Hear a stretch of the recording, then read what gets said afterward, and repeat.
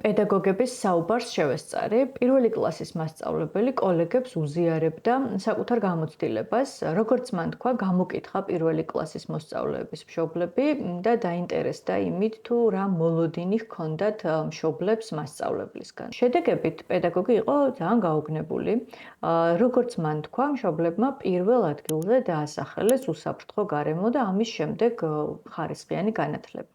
და მასწავლებელი იყო გაოცებული იმით, რომ რა უსაფრთხო გარემოს ითხოვენ ჩემგან, უნდა მოითხოვან პირველ რიგში ხარისხიანი განათლებაო და იმ ადამიანსაც ვუთხარი და თქვენც მინდა გითხრათ და ამით მინდა დავიწყო ეს ეპიზოდი, რომ კი, უსაფრთხო გარემო არის ყველაზე მნიშვნელოვანი, როდესაც შვილებისთვის სკოლას არჩევენ მშობლები და ეს მხოლოდ საქართველოში არ ხდება, უახლესი კვლევებით დგინდება, რომ მსოფლიოს ბევრ ქვეყანაში არის ასე, იმიტომ რომ იქ, სადაც არ არსებობს უსაფრთხო გარემო, ხარისხიან განათლებაზე საუბარი არის ზედმეტი. იქ, სადაც ბავშვი განიცდის სტრესს, მთელი მისი რესურსი და ენერგია იხარჯება ამ სტრესთან გამკლავებაზე და სწავლის შესაძლებლობები იკლებს.